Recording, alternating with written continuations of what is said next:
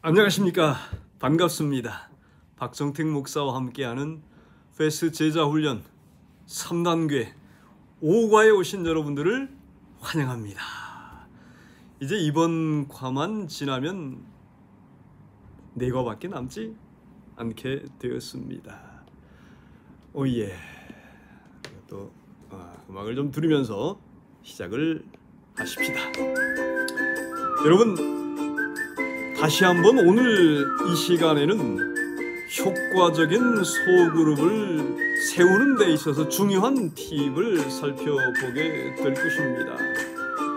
빌립보서 2장 16절에 보면 그리스도의 날에 나로 자랑할 것이 있게 생명의 말씀을 제시하는 방법, 사도 바울이 그런 말씀을 하셨는데, 정말 그리스도의 그 날에 자랑할 것 그 한 가지가 있도록 생명의 말씀을 어떻게 제안하고 증거할 것인지 그 부분을 좀 살펴보게 될 것입니다. 하나님의 말씀은 베드로전서 1장 23절에 있는 말씀처럼 썩지 아니하는 씨와 같습니다. 하나님의 말씀은 썩지 않습니다. 그런데 이 하나님의 말씀이 썩지 아니하는 씨가 우리의 마음에 심겨지게 되면 반드시 자라기 시작합니다. 그런데 문제는 하룻밤 사이 자라지 않는다라는 것입니다. 이 심겨진 씨앗이 자라는데 꼭 필요한 것이 있는데 시간입니다. 긴 시간이 필요합니다. 이 긴 시간이 필요하기 때문에 소그룹이 필요한 이유가 바로 거기에 있습니다. 소그룹이 필요한 이유가 바로 그것이죠.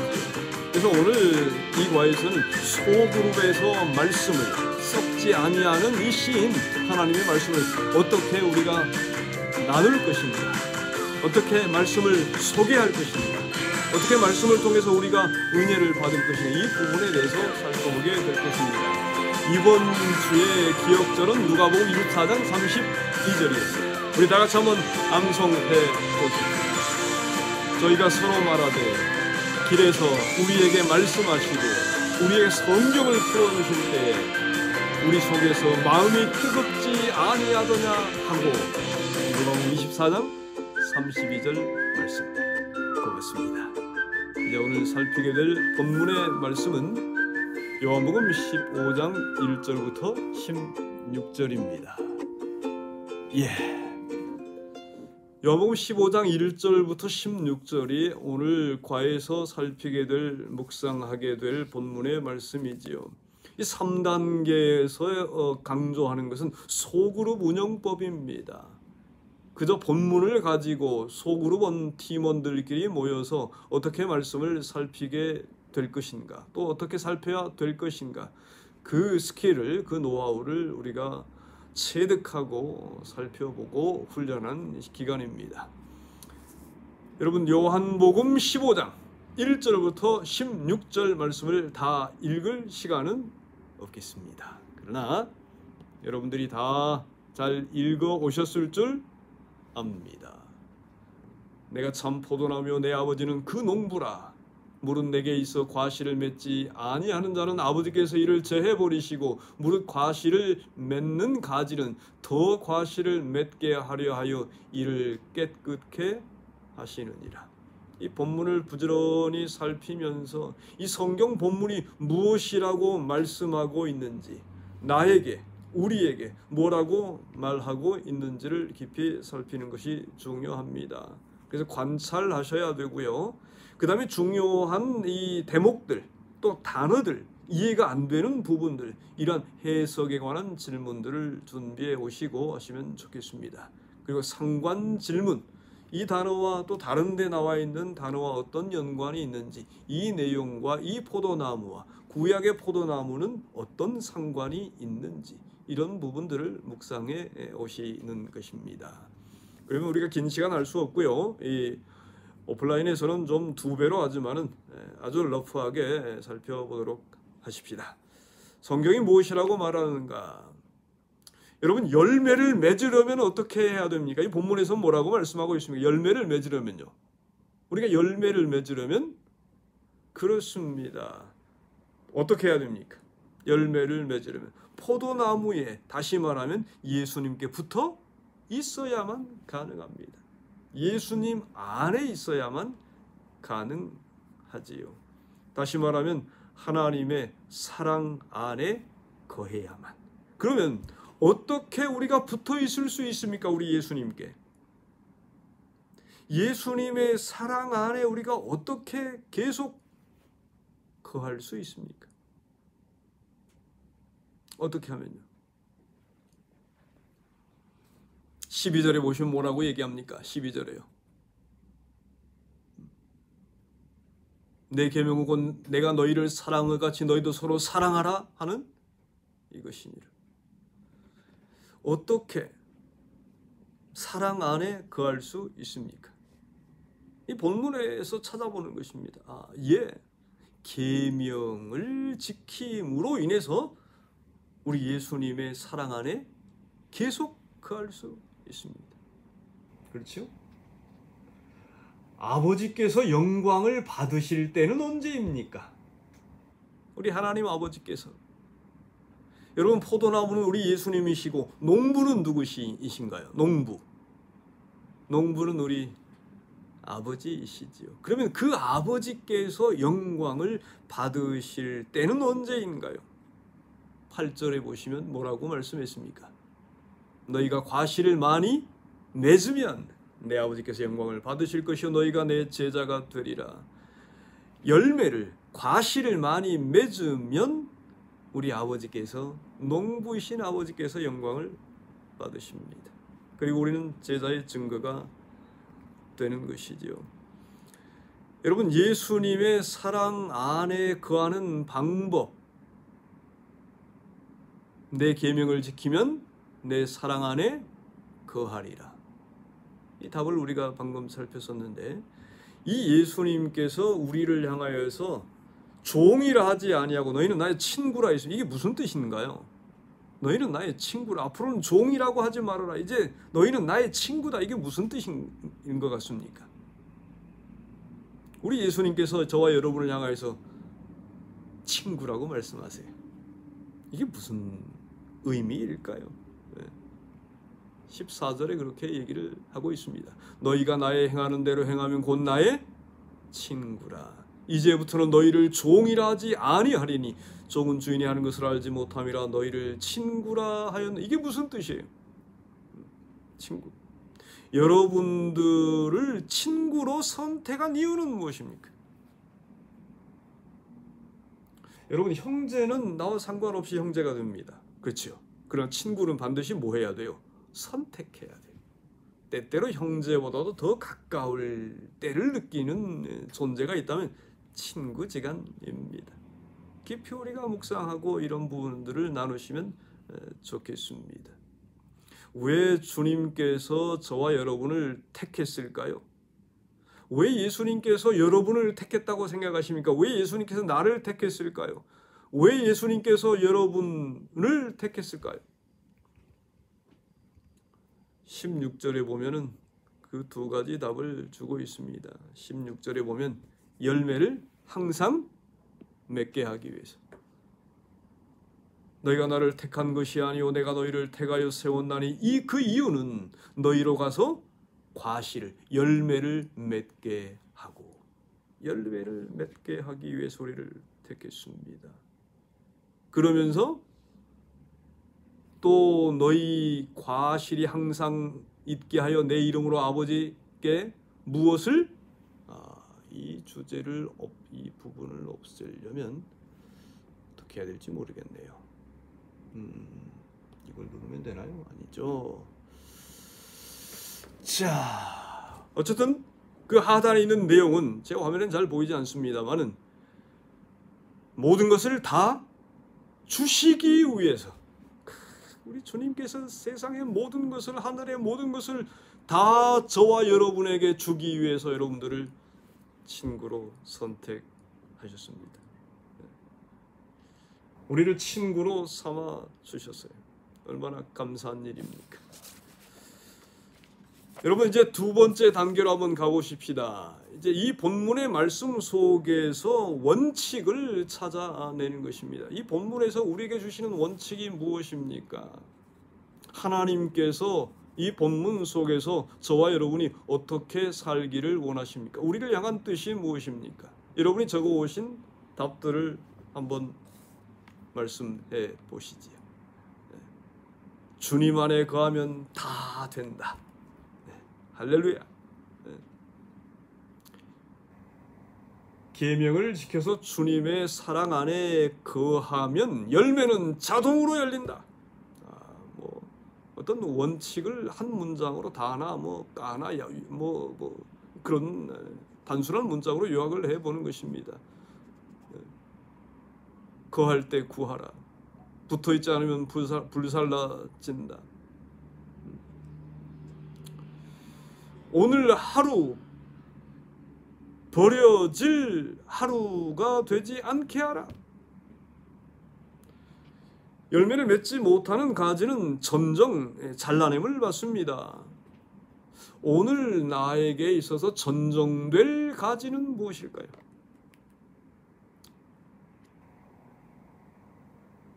그 다음에 세 번째는 적용 부분입니다. 이 적용은 개인에게 적용하는 것입니다. 나 말고 다른 사람이 이렇게 했으면 좋겠다 그 의미가 아니고요.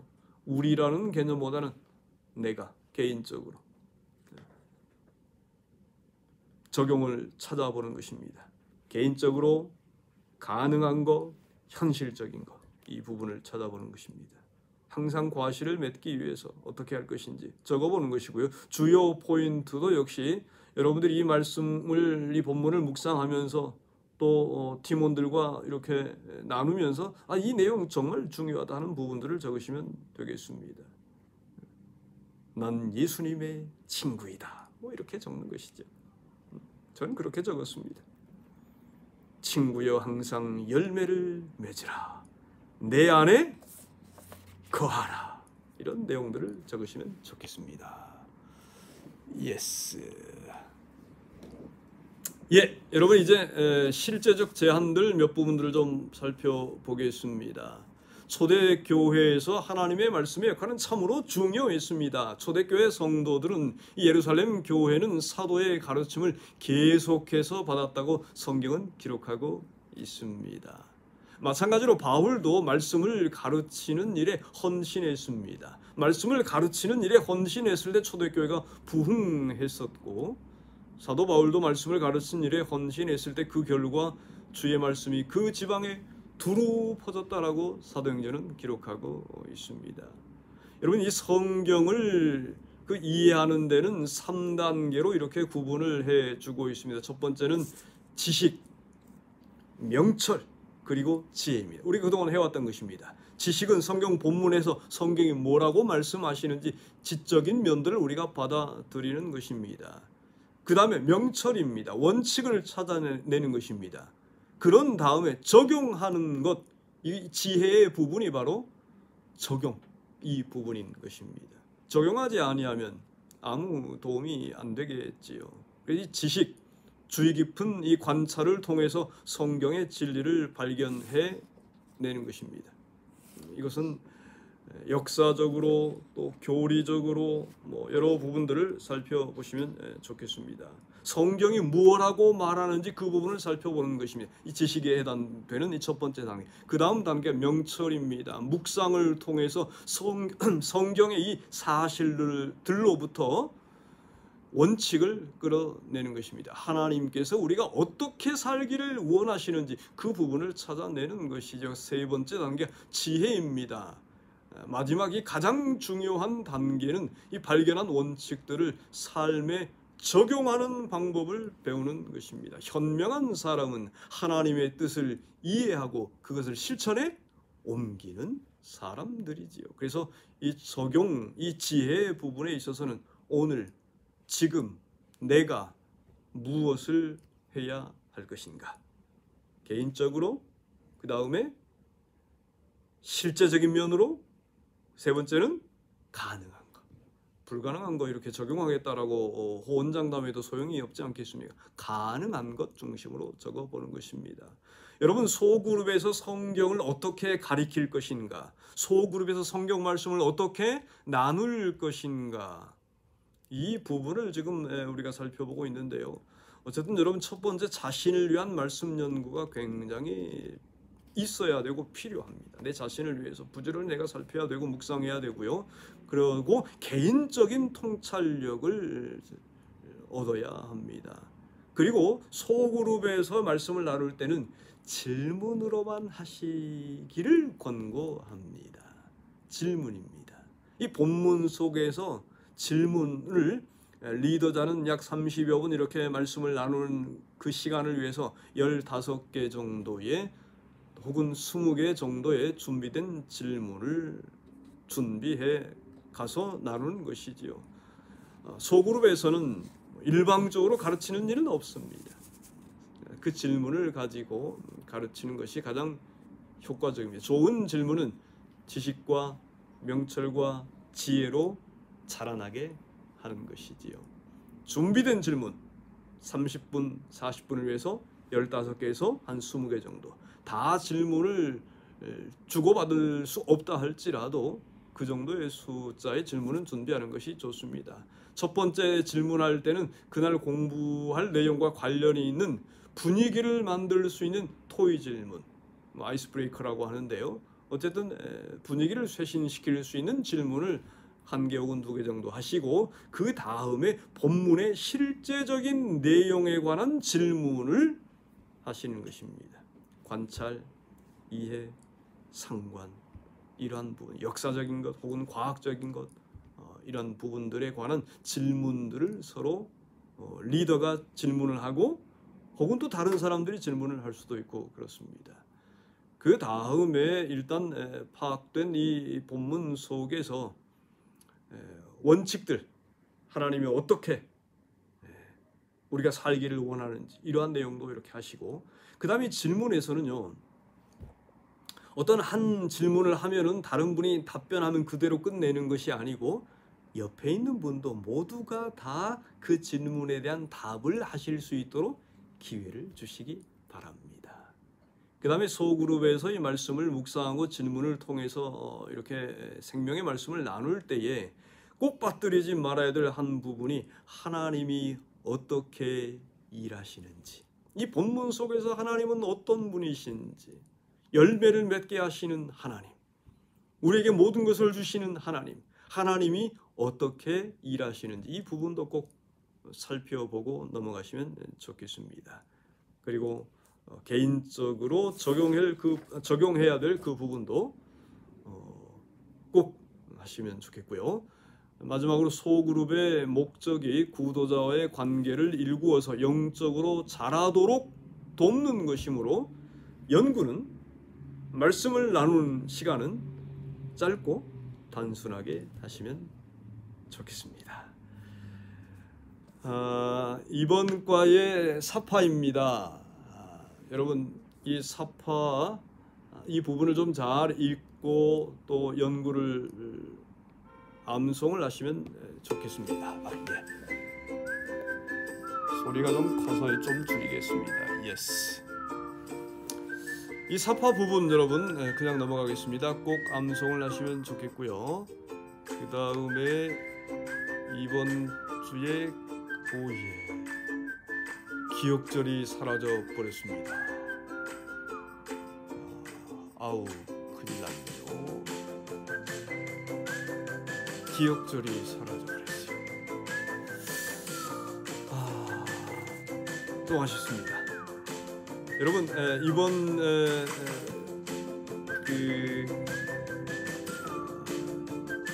1단계 1과부터 3단계 5과까지의 기억절을 다 암송을 하시고 기도하시고 마치시기 바랍니다. 그리고 다음 주에 기억절은 로마서 12장 10절 11절이 되겠습니다. 여러분이 찾으셔서 읽으시면 좋겠습니다. 로마서 12장 10절 11절이 되겠습니다. 마지막으로 한 가지 미션을 좀 드리겠습니다. 여러분, 감사 미션입니다. 여러분의 부인 혹은 남편 혹은 아들 혹은 딸 어느 누구든지 가족 중에 정말 한 사람을 정해서 그 분에 대한 그 가족에 대한 감사의 조건들, 뭐 어떤 내용이 감사다 이 부분에 대해서 100가지씩을 다음 주까지 적어보시기 바랍니다. 이것이 8번째 드리는 미션이 되겠습니다.